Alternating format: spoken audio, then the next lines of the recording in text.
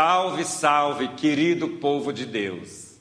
Mais uma vez estamos aqui com a palavra de Jesus, dando continuidade para os casais do ECC, da nossa paróquia de Nossa Senhora de Fátima, de Boa Viagem do Recife, mas também para todos os casais, para todos os batizados, porque a palavra de Deus é para todo mundo. E hoje, o nosso estudo, a nossa pequena reflexão, que é só a motivação, que vocês vão ler, vão estudar, vão discutir, eu só faço aqui a motivação. Vamos pegar os capítulos 14 e 15. O Evangelho de São Lucas foi um evangelho escrito para os pagãos. Por isso ele se apega muito a explicar as tradições judaicas. São Mateus não faz isso porque São Mateus escreveu para judeus. E São Lucas, ele centraliza muito a pessoa do fraco, a pessoa do pobre e a misericórdia de Deus. E o capítulo 14 começa justamente com Jesus fazendo uma cura no dia de sábado, porque Jesus está acima da lei. Nós não devemos viver da lei, nós devemos viver do Espírito. Então, se é para fazer o bem, nós podemos trabalhar no sábado e no domingo para fazer o bem, porque Jesus fez uma cura de um doente no dia de sábado e foi criticado por isso.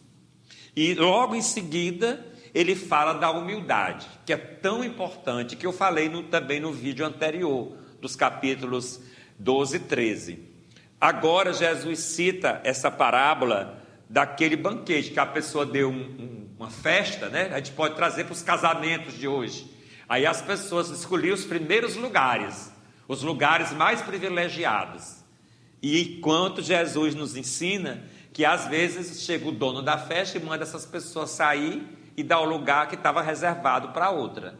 Por isso que é melhor buscar os últimos lugares. Então é uma grande lição de humildade. E é nesse contexto que Jesus diz: os humilhados serão exaltados, quem se exalta será humilhado. E ele próprio humilhou-se até a morte mais infame que existia no Império Romano, que era a morte na cruz. E aí ele diz outra parábola, que é a parábola do banquete. Nesse contexto ele manda convidar várias pessoas honradas, fariseus, gente da nobreza, e ninguém quis ir à festa que o Senhor preparou. Então nosso Senhor abriu as portas para todos aqueles que são excluídos, às vezes, das nossas festas.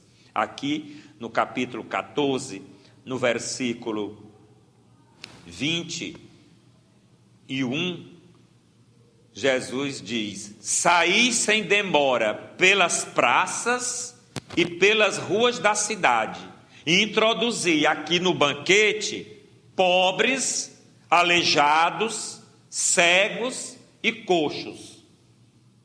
E ainda disse: o Senhor ordenou, sair pelos caminhos e atalhos, porque eles são os convidados, porque aqueles que foram convidados não tiveram tempo para Jesus, e os excluídos, que ele incluiu, tiveram tempo, como nós também incluímos os outros, quando nós ajudamos os outros. E o capítulo 15 é um capítulo muito famoso, que a gente conhece muito, que é onde Jesus trata de 3 parábolas sobre a misericórdia. Esse capítulo é o capítulo da misericórdia. E nesse destaque do capítulo 15, nós temos a parábola da ovelha perdida e a parábola do filho pródigo. Na parábola da ovelha perdida, Jesus diz que o bom pastor, se ele tem 100 ovelhas e uma está perdida no pecado, está extraviada, está marginalizada, ele vai buscar esta ovelha perdida. Nós também devemos ser bons pastores e devemos buscar as ovelhas perdidas. Não adianta a gente fazer missão para quem já é convertido. Não adianta a gente rezar terço para quem reza já o terço. A gente tem que fazer as pessoas que não conhecem o terço, conhecer o terço e ficar devoto de Nossa Senhora. Porque essas são as ovelhas perdidas. Então, aí Jesus diz que aquele bom pastor vai em busca daquela ovelha perdida. E quando encontra, coloca no ombro e faz festa. Por isso que ele diz que há mais festa no céu por um só pecador que se converte do que por 99 justos que não precisam de conversão. Depois a outra parábola da misericórdia é aquela da mulher que perde o dinheiro, que chamava-se dracma.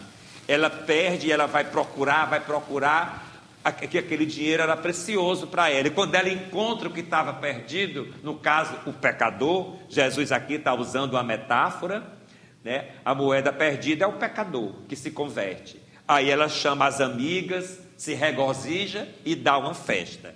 E a terceira parábola da misericórdia, ela aparece sempre no tempo da quaresma, quando a gente está no ano C. Ela é a parábola do filho pródigo, que eu acho que devia ser do pai pródigo, porque foi o pai que foi pródigo, né? Aí nós conhecemos bem essa parábola. Só para resumir, eu vou dizer que a gente pode tirar 4 contextos da parábola: o exemplo do pai, o exemplo do filho pecador arrependido, o exemplo do irmão mais velho e o exemplo dos empregados que obedecem. Então, o exemplo do pai, que representa Deus, o pai sempre acolhe, o pai e a mãe sempre perdoam, sempre dá nova chance ao filho. É assim que Deus age conosco. Depois o filho pecador, que é o filho mais novo, também é uma atitude nobre. Ele pecou, mas caiu em si. A frase-chave dessa parábola, quando vocês forem estudar e rezar essa parábola, a frase-chave é que caiu em si. Nunca esqueçam.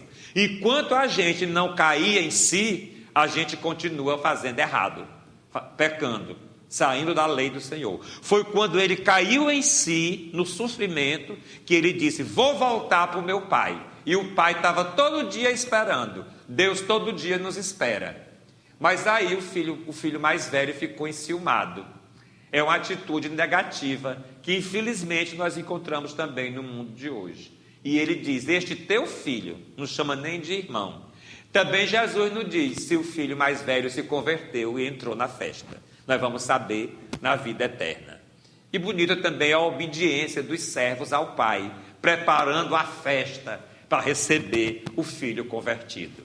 É assim que Jesus age conosco, quando a gente se arrepende e volta para Ele. E Ele sempre nos espera, está sempre olhando, nos esperando. E faz uma festa e não cobra mais nossos erros. Todos aqueles pecados que nós já confessamos, Jesus já perdoou, Ele nem lembra mais. Ele dá uma festa para nós. Deus os abençoe. Em nome do Pai, do Filho e do Espírito Santo. E não esqueçam do nosso CCC. Curtir o comentário, comentar o comentário e compartilhar. Vocês também estarão evangelizando, fazendo a palavra de Deus chegar mais longe.